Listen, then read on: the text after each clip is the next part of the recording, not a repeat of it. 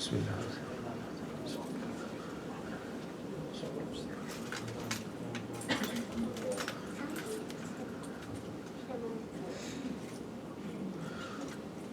اعوذ باللہ من الشیطان اللعین الرجیم. بسم اللہ الرحمن الرحیم. الحمد للہ رب العالمین والصلاة والسلام التحیۃ والاکرام علی سیدنا و نبینا و حبیب الہ العالمین المخاطب بطہ و یاسین الذین سمی فی السماء بأحمد وفی الارض بأبی القاسم محمد.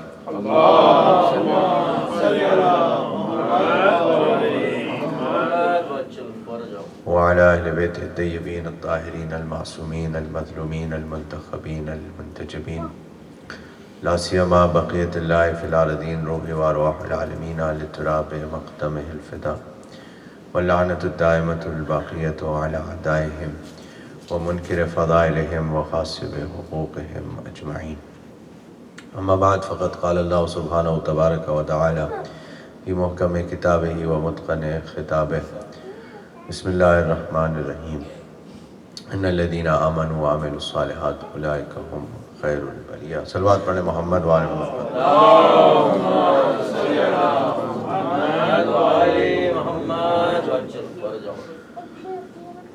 مومنین و مومنات کی صحت و سلامتی کے لیے بلند تر صلوات پڑھیں محمد وعلی محمد. اللہم صل علی محمد وعلی محمد. اور تعجیل ظہور موعظہ کے لیے تیسری بار بلند تر صلوات پڑھیں محمد وعلی محمد.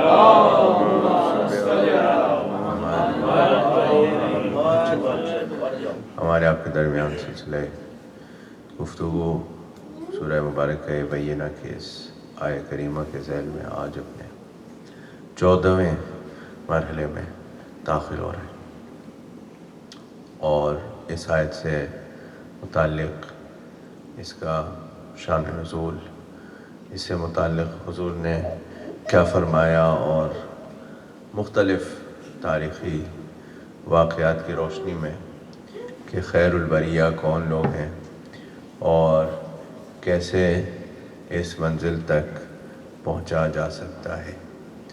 اور خلاصتاً یہ گزارشات سب آپ کے اذہان عالیہ میں ہوں گی کہ اللہ سبحانہ و تعالیٰ نے ایمان کا تقاضا کیا ہے، نیک اعمال کا تقاضا کیا ہے، اور اس کے بعد میں بعض آزمائش، مشکلات، مصیبتوں سے گزارتے ہوئے ان لوگوں کو صاحب فضیلت قرار دیا ہے جو ان سب میں پورے اترتے ہیں. تو ظاہر ہے کہ جہاں پر ایمان ہوگا، جہاں پر علی علیہ السلام کا اتباع ہوگا، وہاں پر مشکلات بھی ہوں گی، اور سوال یہ ہوگا کہ کون ہے وہ کہ جو ان مشکلات سے گزرتے ہوئے بھی ثابت قدم رہ سکتا ہے، کون ان مصیبتوں کے باوجود بھی اس راستے کو اختیار کیے رہ سکتا ہے، چونکہ یہ اللہ کے رسول کی طرف سے دنیا اور آخرت کی کامیابی ہے. تو ظاہر ہے کہ جب کبھی بھی انسان دنیا میں کوئی کامیابی حاصل کرنا چاہتا ہے تو اسے کسی نہ کسی محنت سے گزرنا پڑتا ہے، کوئی نہ کوئی محنت کر کر کے وہ اس کامیابی تک پہنچتا ہے.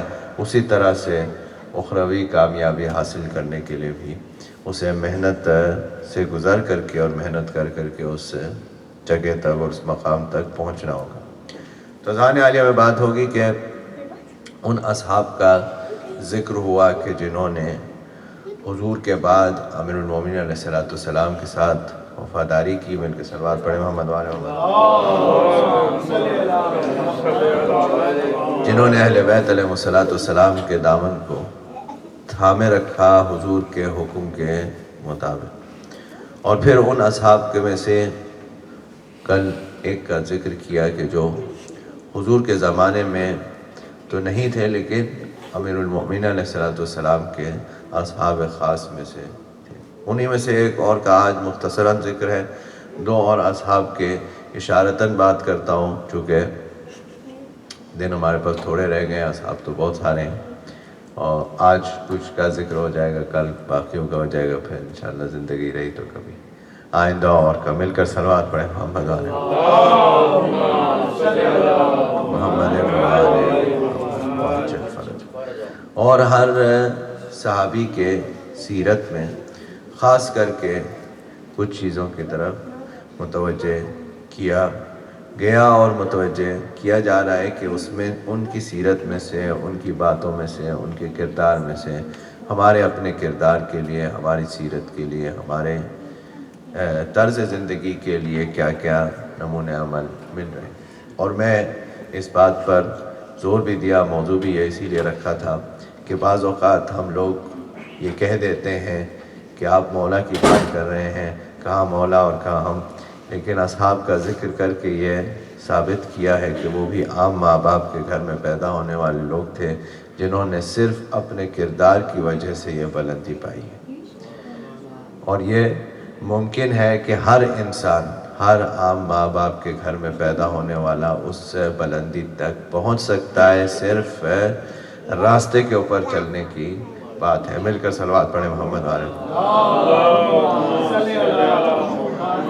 اور اس سلسلے میں امام حسین علیہ السلام کا مشہور فرمان ہے جو آپ نے کربلا جاتے ہوئے راستے میں ایک جگہ فرمایا تھا کہ دین تو لوگوں کے زبانوں پہ رہتا ہے، ان کے زبانوں کا ذائقہ ہوتا ہے، لیکن دینداروں کا اس وقت معلوم ہوتا ہے جب وہ کسی مصیبت، مشکل، پریشانی میں مبتلا ہوتے ہیں کہ آیا وہ اس دین کے اوپر عمل کرتے ہیں، اسے نگلتے ہیں یا اسے اگل دیتے ہیں۔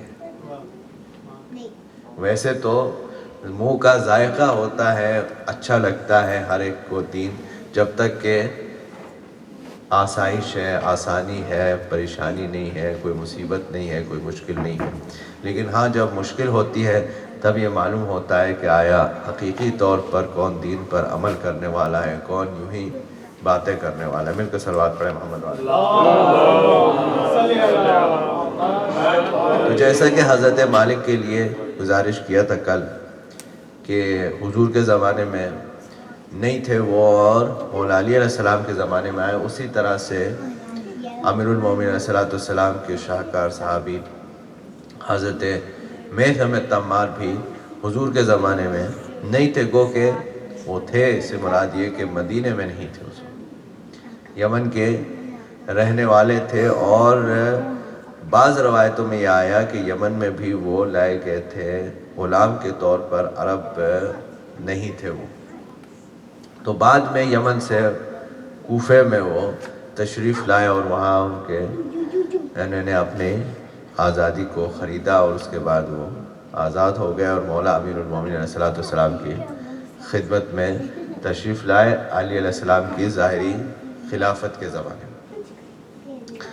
تو ان کا مقام اور مرتبہ ظاہر ہے کہ ان کے اپنے کردار سے، ابھی آپ مجھ سے پہلے ذاکر اول سے یہ بات سماعت فرما رہے تھے کہ انسان کو جو کوئی بھی فضیلت حاصل ہے وہ علم کی وجہ سے،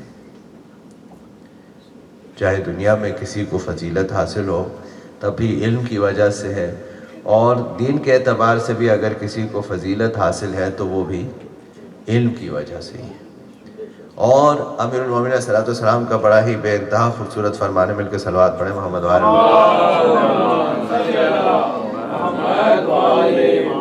آپ ارشاد فرماتے ہیں کہ علم کی فضیلت میں یہ بات کافی ہے، علم کی فضیلت میں یہ بات کافی ہے کہ جاہل بھی عالم ہونے کا دعویٰ کرتا ہے۔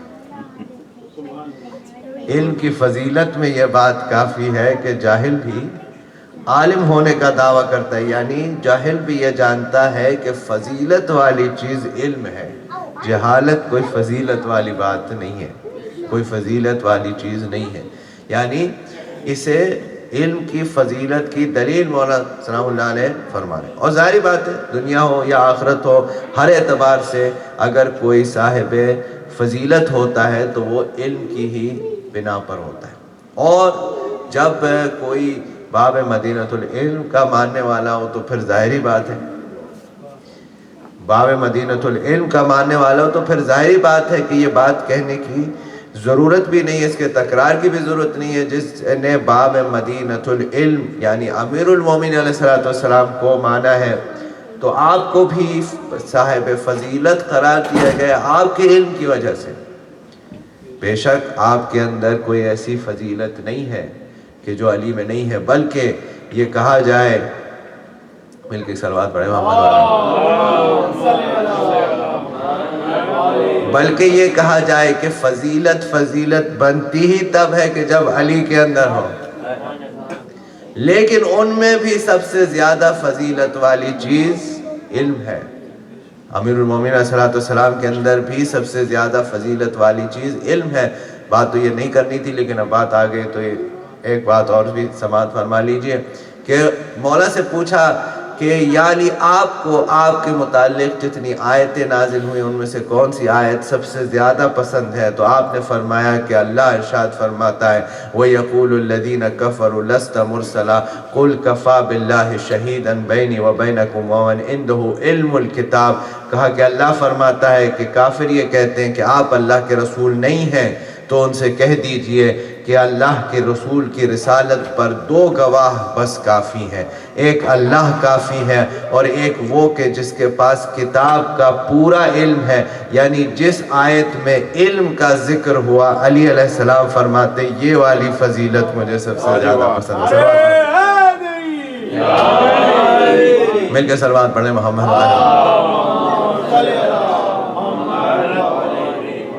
تو حضرت میثم تمار بھی صاحب فضیلت اپنے علم کی وجہ سے ہیں۔ امیر المومنین علیہ السلام نے ان کو بعض واقعات کے متعلق جو آنے والے تھے ان کے متعلق خبر دی تھی کہ میثم آپ کے ساتھ میں ایسا ہوگا، فلاں کے ساتھ ایسا ہوگا، فلاں کے ساتھ ایسا ہوگا۔ ان چیزوں کے واقعات کے علم جو ہے وہ مولا نے میثم تمار کو تعلیم فرمائے تھے۔ اس کو علم بنایا اور بنایا کہتے ہیں کہ جو آنے والے واقعات ہیں، جو ہونے والے واقعات ہیں ان کے متعلق انہیں علم دیا تھا۔ اور ظاہر ہے کہ اس علم دینے کے لیے پہلے ٹیسٹ کرنا پڑتا ہے، دیکھنا پڑتا ہے کہ آیا کوئی علم لینے والا اس کا ظرف ہے علم حاصل کرنے کے لیے یا نہیں۔ تو امیر المومنین علیہ السلام میثم تمار کے پاس، تمار کیوں کہتے ہیں؟ تمر عربی میں کھجور کو کہتے ہیں، تمار کھجور بیچنے والا، کھجوریں بیچتے ہیں۔ تو امیر المومنین علیہ السلام ان کو اکثر ملنے جایا کرتے تھے، اور جہاں پر آج آپ کا مزار ہے، روزہ ہے، وہیں پر آپ کی دکان تھی جہاں پر آپ کھجوریں بیچتے تھے۔ تو امیر المومنین صاحب اکثر ان سے ملنے جاتے تھے۔ ایک دفعہ حضرت میثم نے کہا کہ مولا مجھے کام نکل آیا، آپ بیٹھیے میں آتا ہوں۔ آپ بیٹھے میں آتا ہوں۔ تو اتنے میں کوئی کھجوریں لینے کے لیے آئے اور اس نے سکے دے دیے، مولا نے کھجوریں دی اور وہ چلا گیا۔ جب حضرت میثم واپس آئے تو سکے دیکھ کر کہنے لگے کہ مولا یہ سکے تو نقلی ہیں، کھوٹے ہیں۔ وہ سمجھا تھا کہ وہی سمجھا کہ میثم نہیں ہے، کوئی اور ہے، ان کو کیا پتا سکے کیسے ہوتے ہیں، ان کو کیا پتا کہ سکے کیسے ہوتے ہیں۔ انہوں نے اس نے کھوٹے سکے کہا مولا یہ سکے تو کھوٹے۔ تو مولا نے کہا پریشان نہیں ہو، ابھی واپس آئے گا، پریشان نہیں ہو، واپس آئے گا۔ نہیں مولا کھجورے لے کے چلے گیا، واپس کیوں آئے گا؟ تو اتنے میں وہ واپس آ گیا اور آگے کہنے لگا کہ یہ جو کھجوریں آپ نے دیے ہیں وہ تو بہت بدمزہ ہیں۔ تو مولا نے کہا کہ سکے بھی جو تم نے دیے تھے وہ بھی تو کھوٹے ہیں، جیسے سکے دیے ویسے ہی کھجوریں بنی۔ سلوات پڑھے محمد وارد۔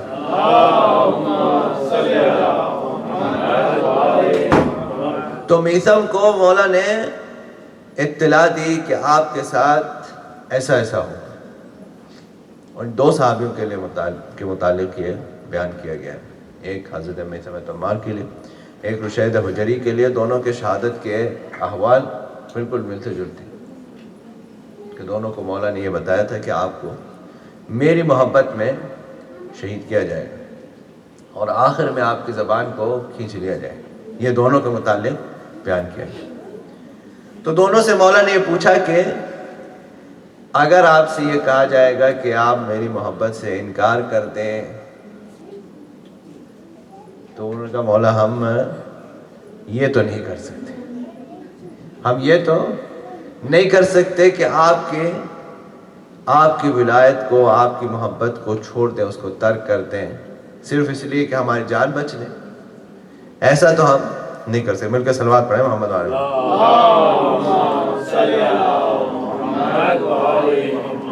تو اسی طرح جو ہے وہ یہ واقعات کا علم چونکہ مولا نے محتم تمار کو دیا تھا تو وہ تفسیر قرآن بھی کرتے تھے اور لوگوں کو ان واقعات کے متعلق اپنے حسب ظرف بتاتے بھی تھے۔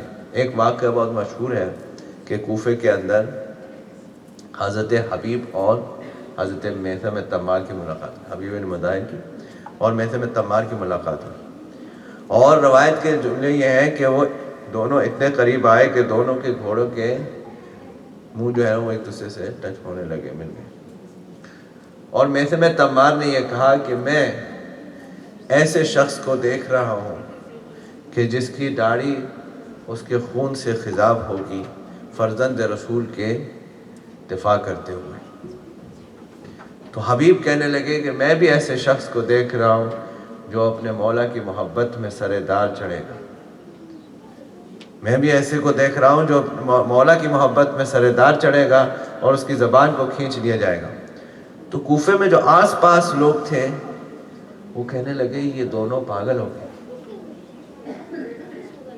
یہ دونوں ٹھیک نہیں ہے، دماغی طور پر ان کے احوال ٹھیک نہیں ہیں، کیسی باتیں کر رہے ہیں۔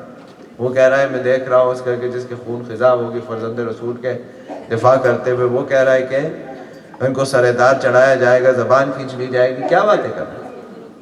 اتنے میں کہ دونوں چلے گئے کہ رشید حجری آئے پوچھتے ہوئے محتم تمار کا۔ تو کسی نے کہا کہ ہاں ابھی یہاں دونوں ایک دوسرے سے اور بڑی بہکی باتیں کر رہے تھے۔ تو کہنے لگے کیا کہہ رہے تھے؟ رشید حجری نے پوچھا کیا کہہ رہے تھے؟ کہنے لگے کہ محتم یہ کہہ رہے تھے کہ میں اسے دیکھ رہا ہوں کہ جس کی داڑھی خون سے خضاب ہوگی، فرزند رسول کا دفاع کرتے ہوئے۔ حبیب محتم سے کہہ رہے تھے کہ میں اسے دیکھ رہا ہوں جسے سرے دار چڑھایا جائے گا، اس کی زبان کھینچ لی جائے گی علی کی محبت میں۔ تو رشید حجری کہنے لگے لیکن حبیب تو محتم تو ایک بات بھول گئے، محتم تو ایک بات بھول گئے۔ اچھا کہ محتم تو یہ بات بھول گئے کہ جو شخص حبیب کا سر لے کر آئے گا اسے 100 دینار اضافی انعام ملے گا۔ تو وہ کہنے لگے وہ دو تو پاگل تھے ہی، یہ تیسرا آ گیا۔ ان کے صلوات پڑھے محمد وعلیہ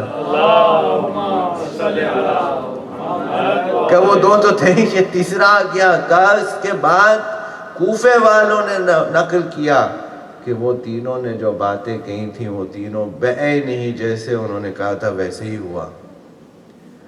ہی ہوا کہ واقع کربلا سے 12 دن پہلے محتم تمار کو سرے دار چڑھایا گیا اس درخت کے اوپر کہ جس درخت کی نشاندہی مولا امیر المومنین علیہ السلام ان کی زندگی میں کر گئے تھے، اور کہا تھا کہ محتم تم اس درخت کے اوپر لٹکائے جاؤ گے۔ تو اس درخت کے برابر میں یہودی کا مکان تھا، محتم وہاں سے گزرتے تھے اور کہتے تھے اس سے کہ میں تمہارا پڑوسی بننے والا ہوں۔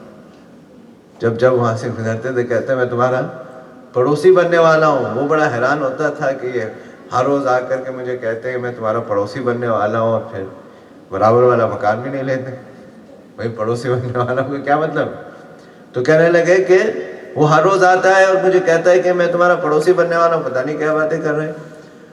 اور پھر اس دن 22 ذی الحجہ کو یعنی واقع کربلا سے 12 دن پہلے آپ کو اسی درخت کے اوپر لٹکایا گیا اور لٹکا کر کے آپ کے ہاتھ پاؤں جو ہے وہ باندھ دیے گئے۔ اور پھر اس نے پوچھا ابن زیاد نے کہ علی نے کیا کہا ہے تمہارے بارے میں؟ تو کہا کہ یہی کہا ہے کہ مجھے اس پر سولی پر لٹکایا جائے گا اور پھر آخر میں میری زبان کو کھینچ لیا جائے گا۔ تو اس نے کہا کہ میں ایسا نہیں کروں گا، میں تمہاری زبان کو نہیں کھینچوں گا۔ تو میثم نے کہا کہ میرے مولا نے فرمایا ہے تو یقیناً ہوگا تو ایسے ہی. میثم نے فرمایا مولا نے فرمایا تو ہوگا تو ایسا ہی. اور رشید حجری کے شہادت کے حوال میں بھی یہی بات نقل کی گئی کہ اس سے بھی کہا کہ زبان کو کھینچ لیا جائے گا, تو اس نے کہا زبان کو نہیں کھینچو. تو کہا کہ جب ان کو اس سولی پر لٹکا دیا گیا تو آخر کار انہوں نے کہا کہ آ جاؤ. لوگوں کو بلا لیا, مجمع کو اکٹھا کر لیا اور کہا کہ آ جاؤ, جتنے بھی مجھے علی کے فضائل یاد ہیں سب میں سنا دیتا ہوں, تم لوگ لکھ لو. وہاں مجمع اکٹھا ہو گیا, علی کے فضائل پڑھے جانے لگے. اور آخر میں آ کر ابن زیاد سے کسی نے کہا کہ یہاں تو علی کے فضائل تم نے میثم کو قتل اس لیے کیا تھا کہ وہ علی کا چاہنے والا ہے, وہاں تو مجمع لگا ہوا ہے, لوگ علی کے فضائل لکھ رہے ہیں. تو کہہ رہے ہیں پھر کیا کروں؟ کہا پھر زبان کو کھینچ لو. کہا پھر زبان کو کھینچ لو, اور کوئی اس کا حل نہیں ہے. کہ جب زبان کو کھینچنے کے لیے آیا تو میثم نے کہا کہ اے اللہ تیرا شکر ہے کہ میرے مولا کو تو نے سچا ثابت کیا. جب آپ سوچیے کسی کی زبان کھینچی جا رہی ہو, اس کو یہ سوچ کر ہے آدمی کو اذیت ہو رہے, لیکن میثم کہہ رہے ہیں خدا تیرا شکر ہے کہ تم نے میرے مولا کے بات کو صحیح ثابت کیا. یہ کہہ رہا تھا کہ نہیں کھینچے گا, میرے مولا نے کہا ہے کہ کھینچے گا تو ہوگا تو ایسا ہی. مل کے صلوات پڑھے محمد والے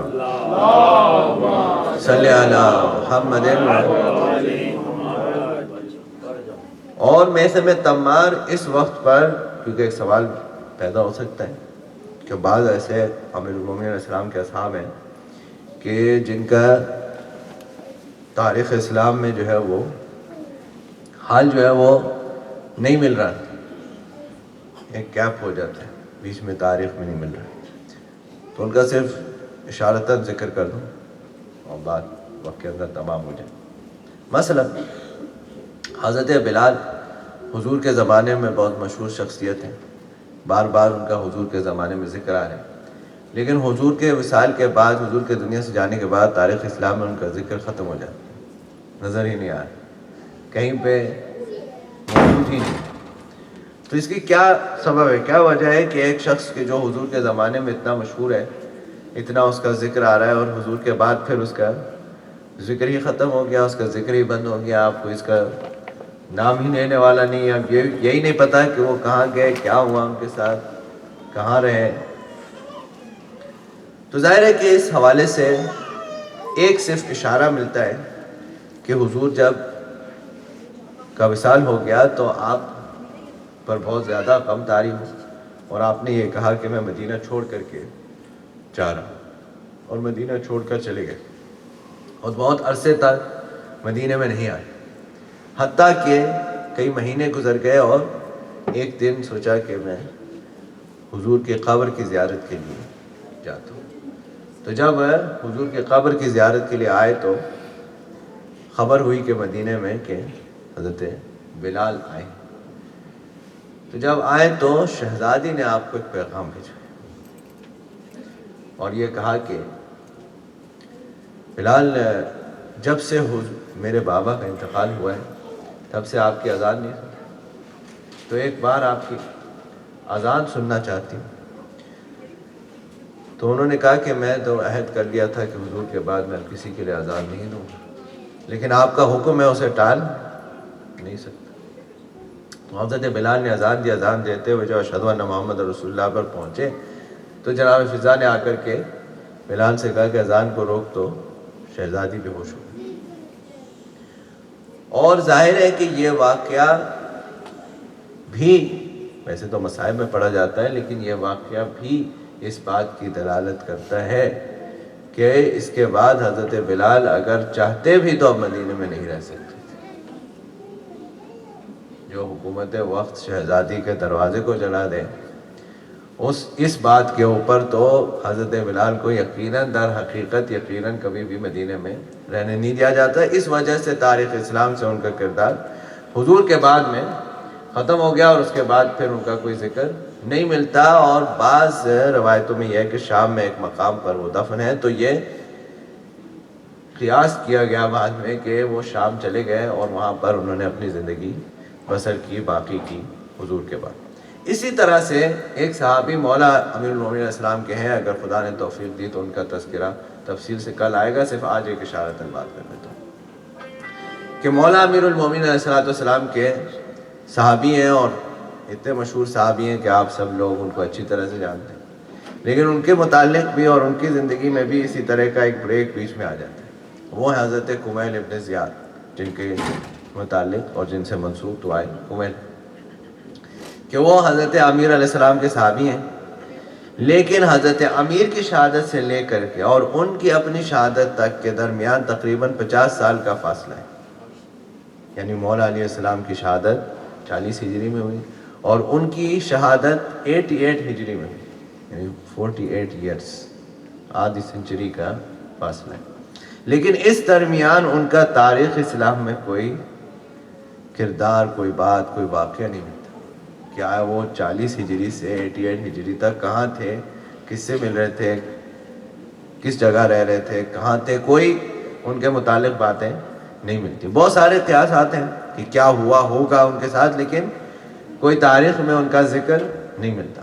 اب یہ کہ ظاہری بات ہے، معروف ہے کہ حضرت میثم تمار، حضرت مختار، یہ سب لوگ پریزن کے اندر تھے ابن زیاد کے، اور اس زمانے کا پریزن وہ پریزن ہے کہ جس کے اندر اگر کوئی پریزن کے اندر ہے تو اس کو نہیں پتا کہ دن کا وقت ہے کہ رات کا وقت ہے، کون سا مہینہ چل رہا ہے، کون سا دن چل رہا ہے، کون سا جو سال چل رہا ہے، یہ کچھ نہیں پتا جب تک کہ وہ پریزن کے اندر ہے۔ بس وہ پریزن کے اندر ہے، اندازے کے مطابق جو ہے وہ یہ کام کر رہا ہے، یہ اندازہ کر رہا ہے کہ یہ فلاں سال گزر گیا، اتنے مہینے گزر گئے، اتنا سال گزر گیا۔ تو اسی دوران جو ہے وہ مختار کو میثم تمار یہ خبر دیتے ہیں، یعنی واقع کربلا سے کچھ پہلے، کہ میں تو شہید ہو جاؤں گا لیکن آپ زندہ رہیں گے، اور آپ اس وقت تک نہیں مریں گے جب تک کہ آپ حسین علیہ السلام کے قاتلوں کا انتقام نہیں لے لیں گے۔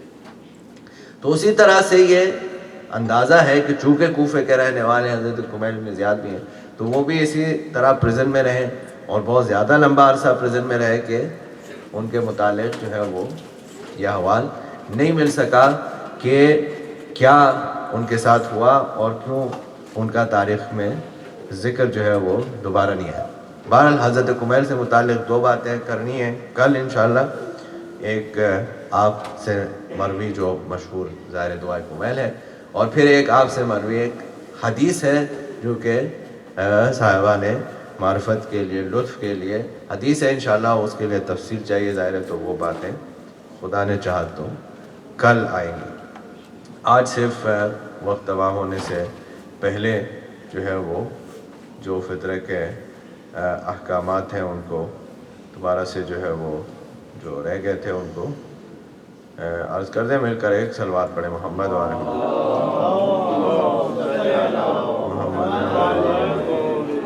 وعلی محمد وعجل فرج۔ گزارش کیا تھا کہ جو کوئی بھی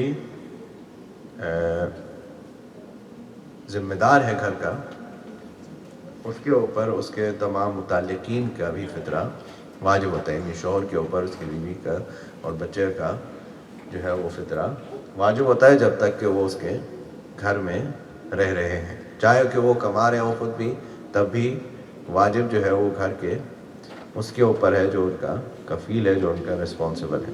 اگر وہ اپنے گھر میں رہ رہے ہوں تو پھر ظاہر ہے پھر ان کے جو ہے وہ واجب اپنا ہے، لیکن جب تک کہ ایک ہی گھر میں رہ رہے ہوں تب تک کہ اسی پر واجب ہے۔ پھر یہ اہم مسئلہ ہے کہ جو غیر سید ہے وہ سید کو فطرہ نہیں دے سکتا، اور جو ہے وہ سید جو ہے وہ سید کو بھی دے سکتا ہے، غیر سید کو بھی دے سکتا ہے، لیکن غیر سید کو فطرہ نہیں دے سکتا۔ اس دیتے وقت جو ہے وہ یہ وضاحت ضروری ہے تاکہ جب دیا جائے تو اس چیز کا خیال ہو۔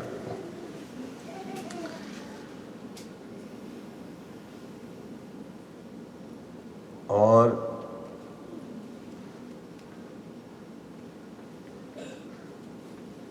گزارش کیا تھا کہ ایک شخص جو ہے وہ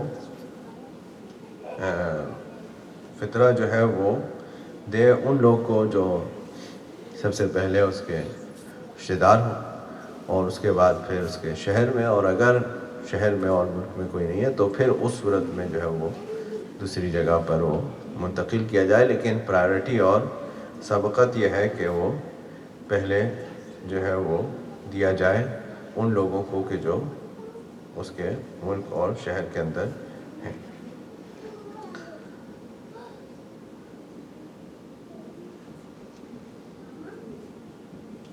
یہ بھی ضروری ہے کہ جس کسی کو فطرہ دیا جائے وہ مومن ہو، اور احتیاط واجب کی بنا کے اوپر کسی ایسے کو نہ دیا جائے کہ جو گناہ کبیرہ کے اندر مبتلا ہو، خدا نخواستہ کوئی شراب پیتا ہو یا نماز نہ پڑھتا ہو یا کل عام گناہ کرتا ہو یا کوئی بھی گناہ کا کام کرتا ہو، تو ایسے شخص کو دینا جو ہے وہ جائز نہیں ہے۔ اس کے بعد پھر کہا کہ مستحب یہ ہے کہ فطرہ جو ہے وہ رشتہ داروں کو، قرابت داروں کو، پڑوسیوں کو، ان لوگوں کو دیا جائے جو ضرورت مند ہو، اور بہتر یہ ہے کہ اس میں بھی دیندار اور صاحبان علم اور صاحبان تقوی لوگوں کو دیا جائے، یہ مستحب ہے۔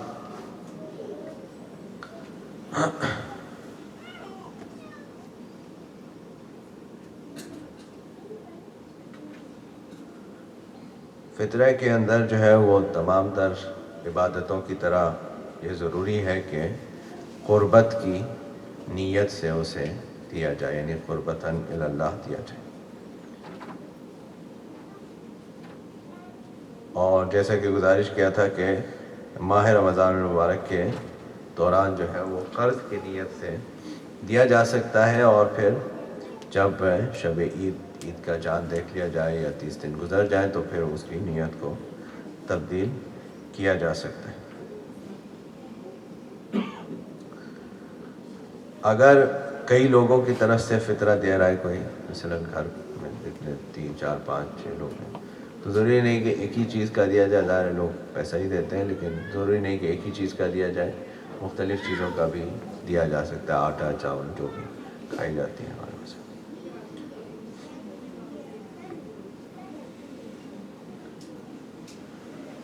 ضروری ہے کہ جیسے گزارش کیا تھا کہ عید کے نماز سے پہلے دیا جائے یا ظہر کے وقت سے پہلے دیا جائے، لیکن اگر کسی مجبوری کے تحت نہیں بھی دیا گیا ہے تب بھی ضروری ہے کہ عید کا دن ختم ہونے سے پہلے جو ہے وہ اسے دے دیا جائے۔